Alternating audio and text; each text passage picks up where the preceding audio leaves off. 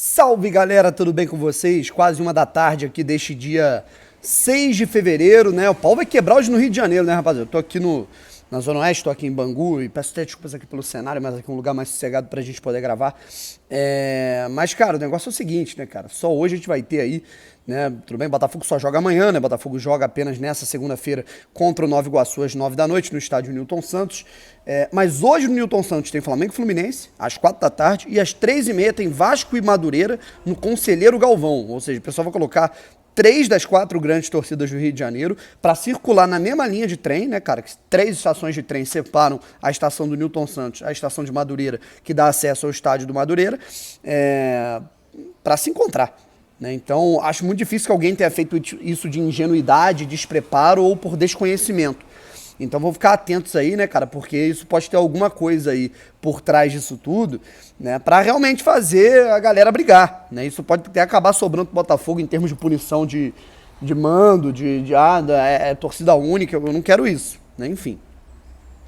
Mas vamos lá, o assunto aqui não é sobre isso, mas eu quis dar um alerta, eu quero falar um pouquinho sobre Canu e Raí. Tá bom, rapaziada? Canu e Raí, a gente vai falar um pouco mais à noite aí, talvez fazer uma live, não sei, falar um pouquinho sobre essa véspera de confronto, Botafogo e Nova Iguaçu, em que eu acredito que a gente possa ter uma oportunidade maior aí pro Raí, né? Acho que a gente pode ter aí o Erisson jogando também, dependendo do caso.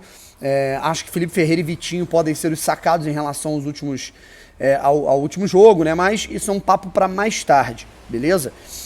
Agora eu quero falar um pouquinho, tem o Mezenga, né, que vai jogar no lugar do Carlinhos, que tá suspenso, né, o Carlinhos também não joga no Jonathan Silva, Carlinhos, né, vai passar por uma cirurgia, uma pena o que aconteceu, e vambora, cara, o negócio é o seguinte, primeiro falando sobre o Raí, né, menino Raí quase foi dispensado da base do Botafogo, né, eu só não me lembro o ano em que ele quase foi dispensado, mas era na época em que o gerente da base do Botafogo era o Bruno Lazzaroni. Então tem alguns anos, né, que o Bruno Lazzaroni já tem um tempo que ele saiu da gerência de base do Botafogo e foi para trabalhar como auxiliar fixo do clube, né, tanto é que ele virou treinador principal em 2020 durante algumas partidas e foi demitido lá pelo Montenegro. E aí, o que acontece? O Raí era tido, né, cara, como muito pequeno, muito franzino, ele era muito baixinho, para jogar ele no ataque, jogar ele numa função de armação, né, de entrada na última linha. Ele era considerado um jogador muito franzino fisicamente, né, ainda é, a verdade é essa, né, cara, mas ele era considerado até mais naquela época a ponto de ser dispensado. E aí, né, tem muita gente que não curte tanto, né, vamos colocar assim, jogador muito baixo, né, eu não curto muito jogador baixo na ponta, né, eu acho que hoje em dia você tem que ter pontas com uma estatura maior e uma passada mais larga. Eu acho que para meia tem tanto problema. E aí o Bruno Lazzaroni falou, opa, não, calma aí, Bruno Lazzaroni, que hoje está no Atlético Paranaense. Não, vamos apostar na suplementação física desse garoto, vamos apostar, né, na evolução física do cara, né, ele tem a crescer e tudo mais. Hoje ele não é tão baixinho assim, né, ele tem 1,71, né, não é tão baixo quanto era antes, né, e joga como meia, né, então isso não influencia em nada. Eu acho que é importante a gente sempre ficar atento à estatura dos atletas, mas não tratar isso como uma regra, sabe? Então, basicamente isso, que bom, né, que a gente teve gente com bom trato nas categorias de base do Botafogo. E sabe o que é pior? Né? O futebol, ele tem nuances muito complicadas, ele tem pontos muito traiçoeiros. Vamos dizer que o Raí é dispensado, né, naquele momento lá, 2017, 2018, sei lá.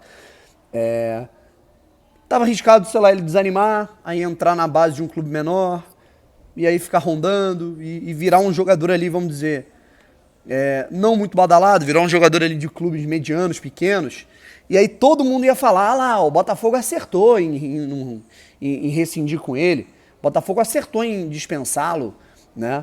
Não é talentoso, vocês ficam enchendo a bola desses jogadores, como já aconteceu com vários no Botafogo. Ah lá, olha onde é que esse cara tá hoje, esse cara tá lá no Remo, esse cara tá lá no Volta Redonda, então não presta, é porque não prestava mesmo e não funciona dessa maneira. O futebol não é um videogame, né? Você tem que tratar bem esse ativo, como o Bruno Lazzaroni tratou, você tem que tratar bem esse ativo, tratar bem esse atleta que está se formando e conseguir filtrar as melhores características dele para que você forme um bom jogador. Faz parte do clube, faz parte do trabalho do clube formar esse atleta e potencializar as boas características desse atleta. Não é o atleta que tem que se provar só, né? Claro que ele tem que se provar para o clube investir. Nesse pensamento antiquado de, cara, joga, serve, não joga, vai embora, dispensa, e não lapidar esses atletas, o Botafogo já pode ter perdido aí uma boa oportunidade de revelar alguns jogadores e até vender, lucrar atletas que acabaram virando jogadores aí de clubes médios barra pequenos, certo? Então, fica aqui a reflexão. O Raí é um caso desse. Vamos lá. Agora eu quero falar um pouquinho sobre o Canu, né, cara? Quem diria, né, rapaziada? Canu dando entrevista, entusiasmado no GE.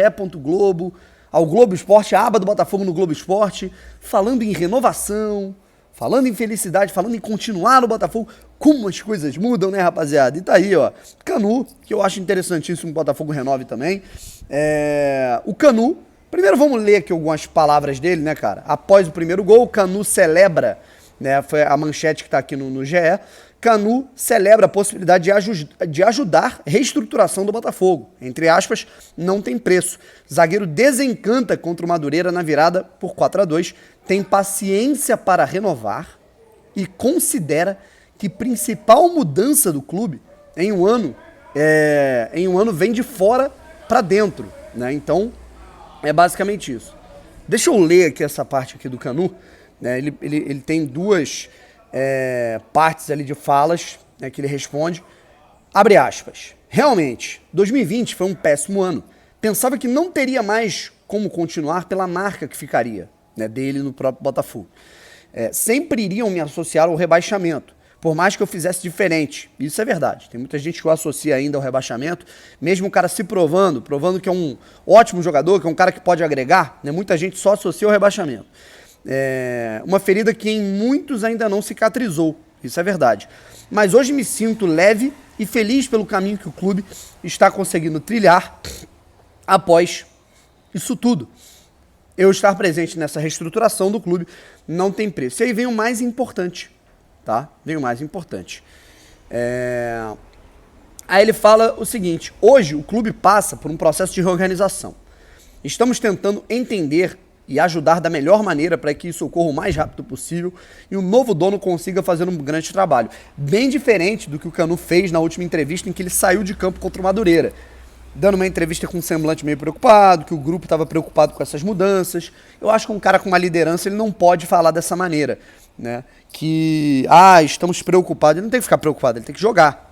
Que bom que ele mudou um pouco o pensamento dele nessa entrevista. Quanto à renovação, ainda não conversamos, mas não será problema, muito menos uma novela. Tá aí, ó. Então, não será problema, muito menos uma novela. Sentaremos quando o clube achar necessário e resolveremos de forma muito clara e honesta, como o clube sempre foi comigo e eu com o clube. Então, o Canu dando a entender aí, cara, nessa última frase, que ele quer renovar com o Botafogo, que ele vai renovar e que não vai ter novela e que não vai ter problema, empecilho muito grande, né, para conseguir essa renovação. Vale lembrar que alguns dias, na verdade, o Botafogo teria recusado uma proposta do Metalist da Ucrânia, né, de um clube ucraniano, né, para comprá-lo pelo valor ali de aproximadamente 5 milhões de reais, e o Botafogo ainda ficaria com 30%.